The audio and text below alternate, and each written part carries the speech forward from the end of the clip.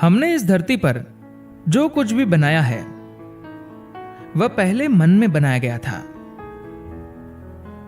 मनुष्य ने जो कुछ भी कार्य किया है, उत्तम और घृणित दोनों ही, वे सब पहले मन में ही किए गए, बाद में बाहरी दुनिया के सामने प्रकट हुए। योगिक परंपराओं में एक अच्छी तरह से स्थापित स्थिर मन को कल्प वृक्ष कहते हैं। कल्प वृक्ष अर्थात वह वृक्ष जो आपकी हर इच्छा को पूरा करता है। अगर आप अपने मन को एक खास स्तर पर संयोजित कर ले तो यह आपके पूरे सिस्टम को व्यवस्थित कर देता है। आपका शरीर, आपकी भावनाएं और ऊर्जाएं सभी उसी दिशा में संयोजित हो जाते हैं। अगर यह होता है तो आप स्वयं कल्पवृक्ष हो जाते हैं। आप जो भी चाहते हैं वह हो जाता है। योगिक कथाओं में एक सुंदर कहानी आती है। एक व्यक्ति घूमने को निकला और चलते चलते अचानक ही स्वर्ग तक पहुंच गया।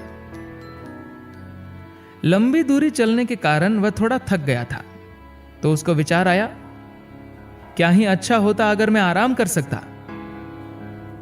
तो उसे एक सुंदर वृक्ष दिखाई दिया जिसके नीचे सुंदर कोमल घास थी। वह वहां जाकर वृक्ष के नीचे घास पर सो गया। कुछ घंटों बाद अच्छी तरह से आराम करके वह उठा। फिर उसने सोचा, अरे मुझे भूख लगी है, क्या ही अच्छा हो यदि मुझे कुछ खाने को मिले। उसने बहुत सी अच्छी चीजों के बारे में सोचा जो वह खाना चाहता था, और वे सब चीजें उसके सामने आ गई। पेट भर खाकर उसे प्यास लगी और उसने सोचा कि क्या ही अच्छा हो अगर मुझे कुछ पीने को मिल जाए। उसने कुछ अच्छे पेय पदार्थों के बारे में सोचा तो वे सभी उसके सामने आ गए। योग में मानव मन को मरकट अर्थात बंदर कहा गया है, क्योंकि इसका स्वभाव ही है भटकते रहना। बंदर शब्द नकल करने का पर्यायवाची भी हो गया है। यदि हम कहते हैं कि कोई बंदर बन गया है तो इसका मतलब यह है कि वह किसी की नकल उतार रहा है। आपका मन हर समय यही करता रहता है। अतः अस्त व्यस्त अस्थिर मन को बंदर कहते हैं। तो स्वर्ग में गए हुए व्यक्ति के अंदर जब यह बंदर सक्रिय हो गया तो उसे विचार आया, यहां यह सब क्या हो रहा है। मैंने जो खाना चाहा वो खाने को मिल गया, जो पीना चाहा वो पीने को मिल गया। यहां जरूर कोई भूत है। जैसे ही उसने ये सोचा वहां भूत आ गए। तब वह बोला, अरे यहां वाकई भूत है, ये मुझे सताएंगे। तो भूतों ने उसे सताना शुरू कर दिया। तब वो दर्द से कराहने लगा और चिल्लाने लगा, ये भूत मुझे सता रहे हैं, शायद ये मुझे मार डालेंगे। और वह मर गया। समस्या यह थी कि वो इच्छा पूरी करने वाले कल्पवृक्ष के नीचे बैठा था, तो वह जो भी सोचता था वह बात पूरी हो जाती थी। आपको अपने मन का विकास उस सीमा तक करना चाहिए कि वो कल्प वृक्ष बन जाए, पागलपन का स्रोत नहीं। एक अच्छी तरह से स्थापित मन को कल्प वृक्ष कहते हैं। इस मन में आप जो कुछ भी चाहते हैं वह वास्तविकता बन जाता है। मान लीजिए आप कार चला रहे हैं और अचानक स्टीयरिंग ढीला हो जाए। बाकी सब ठीक हो, गाड़ी नियंत्रण में हो, एक समान गति से जा रही हो, पर स्टीयरिंग ढीला हो जाए तो क्या आप वहां शांति से बैठ सकेंगे? नहीं, आप परेशान हो जाएंगे। अधिकतर लोगों की यही दशा है, क्योंकि उनका स्टीयरिंग उनके हाथों में नहीं है। अगर आपका शरीर, मन और ऊर्जा आपके नियंत्रण में नहीं है तो वे अपनी विवशताओं से ही काम करेंगे। जब वे अपने ही ढंग से काम कर रहे होंगे तो कल्पवृक्ष एक बहुत दूर की चीज होगी। सबसे पहली और महत्वपूर्ण बात यह है कि आपको यह स्पष्ट होना चाहिए कि वह क्या है जो आप चाहते हैं। अगर आपको नहीं मालूम कि आप चाहते क्या हैं, तो उसे बनाने का सवाल ही नहीं उठता। यह सुखद अवस्था अगर हमारे शरीर में होती है तो हम उसे अच्छा स्वास्थ्य और सुख कहते हैं।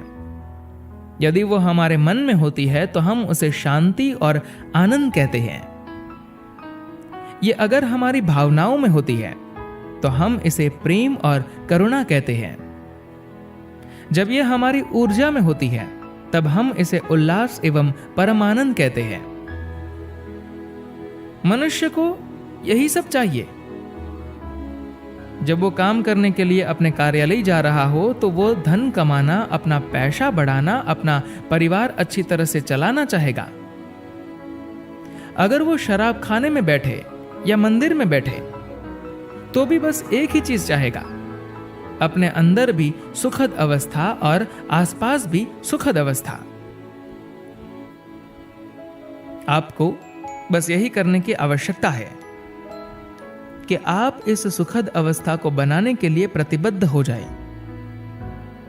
यदि हर सुबह आप अपने दिन की शुरुआत अपने मन में इस सरल विचार से करें, आज मैं जहां भी जाऊंगा मैं एक शांतिपूर्ण, प्रेमपूर्ण और आनंदपूर्ण दुनिया बनाऊंगा, तो फिर अगर आप दिन में 100 बार भी गिर जाए तो भी उससे क्या फर्क पड़ेगा। एक प्रतिबद्ध व्यक्ति के लिए असफलता नाम की कोई चीज नहीं होती। अगर आप 100 बार गिर जाते हैं तो 100 पाठ सीखेंगे। अगर आप अपने आप को वह करने के लिए प्रतिबद्ध करते हैं जिसकी आप बहुत परवाह करते हैं, तो आपका मन संयोजित होता जाएगा। ऐसे साधन और तकनीकें हैं जिनसे इस सिस्टम को इस तरह से संयोजित किया जा सकता है कि कोई मनोवैज्ञानिक गड़बड़ी बनने की बजाय आपका मन एक कल्प वृक्ष बन जाए। आपके जीवन के प्रत्येक क्षण में वह जो इस सृष्टि का स्रोत है आपके अंदर कार्यरत है। प्रश्न केवल इतना है कि आपने उस आयाम तक अपनी पहुंच बनाई है या नहीं। अपने जीवन के 4 मूल तत्वों को संयोजित करने से आपकी पहुंच वहां बन जाएगी। बस संपूर्ण विज्ञान एवं तकनीकें जिन्हें हम योग के नाम से जानते हैं, बस यही है। आप जो सृष्टि का एक टुकड़ा है उससे परिवर्तित करके आपको सृष्टिकर्ता बना देना, यही योग है। उदाहरण के लिए 100 साल पहले अगर मैं मोबाइल फोन जैसे किसी यंत्र को उठाकर दुनिया के दूसरे कोने में बैठे किसी व्यक्ति से बात करने लगा तो आपको यह एक चमत्कार जैसा ही लगता। मैं कोई देवदूत या भगवान का बेटा या शायद भगवान ही लगता। पर आज यह बस एक यंत्र है जो हम में से हर कोई लेकर घूमता है और उसका उपयोग करता है। आज अगर बिना इसका उपयोग किए मैं दुनिया के किसी अन्य भाग में बैठे किसी व्यक्ति से बात कर लूं, तो आपके लिए यह एक चमत्कार होगा। यह यंत्र इसलिए बन पाया क्योंकि किसी मानव मन की यह इच्छा थी कि ऐसा यंत्र बने। 100 वर्ष पहले किसी ने ऐसा नहीं सोचा था कि ऐसा कभी संभव भी होगा, पर आज यह एक सामान्य वस्तु है। इसी तरह से बहुत सारी चीजें जो हमारी अनुभूति में नहीं है, वे भी हमारी अनुभूति में लाई जा सकती है और हमारे जीवन का निर्माण करने की हमारी योग्यता बहुत बढ़ाई जा सकती है। एक बार जब आपका मन संयोजित हो जाता है, आप वैसा ही सोचते हैं जैसा महसूस करते हैं, तो आपकी भावनाएं भी संयोजित हो जाएगी। एक बार जब आपके विचार और आपकी भावनाएं संयोजित हो जाएंगे, तो आपकी ऊर्जाएं भी उसी दिशा में संयोजित होंगी। जब आपके विचार और आपकी भावनाएं तथा ऊर्जाएं संयोजित हो जाएंगे तो आपका शरीर भी संयोजित हो जाएगा। जैसे ही ये चारों एक ही दिशा में संयोजित हो जाएंगे तो आप जो चाहते हैं उसे निर्माण और प्रकट करने की आपकी योग्यता अद्भुत होगी। मैं चाहता हूं कि आप अपने जीवन के स्वभाव को देखें। अगर आप एक केला खाते हैं तो 4 घंटों में यह केला एक मनुष्य बन जाता है। आपके अंदर कुछ है। जीवन निर्माण करने की प्रक्रिया जो ये शरीर बनाती है, इस शरीर का निर्माता आपके अंदर ही है। आप उसको एक केला देते हैं, वो इसका एक मनुष्य बना देता है। एक केले को मनुष्य बना देना कोई छोटी बात नहीं है। ये एक अद्भुत घटना है। बात बस ये है कि ये अद्भुत घटना आपके अंदर अचेतन रूप से हो रही है। यदि आप इस केले को मनुष्य बनाने की प्रक्रिया को सचेतन रूप से प्रकट कर सके तो आप स्वयं ही निर्माता है। आप उससे कुछ भी कम नहीं है। जैसा कि विकास का सिद्धांत बताता है, एक बंदर को मनुष्य बनने में लाखों वर्ष निकल गए। आप तो एक दोपहर में ही एक केले को, एक रोटी को या जो कुछ भी आप खाते हैं उसे मनुष्य बना देते हैं। अतः सृष्टि का मूल स्रोत ही आपके अंदर कार्य कर रहा है। यदि आप मन, भावना, शरीर और ऊर्जा ये 4 आयाम एक ही दिशा में संयोजित कर लेते हैं तो सृष्टि का स्रोत आपके साथ होगा। आप ही सृष्टिकर्ता होंगे। आप जो कुछ भी बनाना चाहते हैं आपके लिए तो वे बिना प्रयत्न के ही हो जाएंगे। जैसे ही आप इस तरह संयोजित हो जाए तो आप अस्त व्यस्त नहीं रहेंगे। आप स्वयं में एक कल्प वृक्ष होंगे। आप जो चाहे वो बनाने की शक्ति आप में होंगी। धन्यवाद।